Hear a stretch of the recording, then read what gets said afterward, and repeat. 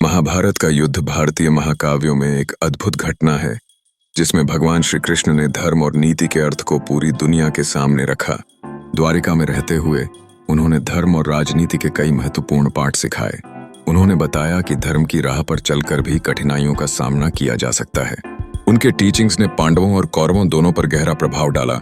कृष्ण की भूमिकाएं महाभारत में विविधतापूर्ण थीं, लेकिन एक महत्वपूर्ण घटना अर्जुन का सारथी बनना थी। युद्ध के मैदान में अर्जुन, जो एक महान योद्धा थे, एक पल के लिए हतोत्साहित हो गए थे। तब श्री कृष्ण ने उन्हें गीता का उपदेश दिया, जो जीवन, मृत्यु और धर्म के गूढ़ रहस्यों को उजागर करने वाला एक अमूल्य ज्ञान है। उनका यह उपदेश न केवल युद्ध की दिशा को बदलने वाला था, बल्कि यह मानवता के लिए धारणीयता का मार्ग भी खोलेगा। जब युद्ध का समय आया तो श्री कृष्ण ने पांडवों के पक्ष में जीत सुनिश्चित करने के लिए अपनी चतुराई का उपयोग किया। उन्होंने कई रणनीतियां और नीतियां अपनाई।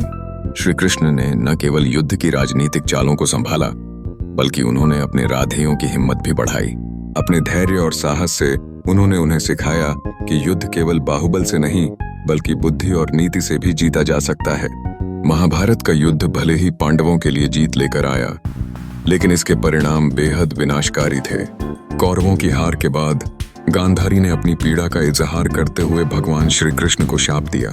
यह शाप बताता है कि युद्ध के परिणाम केवल विजय में ही नहीं, बल्कि इसका मानवीय पक्ष भी कितनी गंभीरता से लिया जाना चाहिए। इसी प्रकार श्री कृष्ण ने न केवल धर्म की रक्षा की, बल्कि उन्होंने ये भी दिखाया कि मानवीय भावनाएं और संबंध कितने महत्वपूर्ण हैं। महाभारत केवल एक युद्ध का किस्सा नहीं है, बल्कि यह जीवन के गूढ़ और कठिन सत्य को समझाने का एक अद्भुत माध्यम है। श्री कृष्ण की भूमिका इस महाकाव्य में अमर है, और उनका ज्ञान, नीति और कर्तव्य का पालन आज भी मानवता के लिए मार्गदर्शक है। उनकी प्रेरणा से आज भी हम अपने जीवन में परिस्थितियों का सामना करने की शक्ति प्राप्त करते हैं।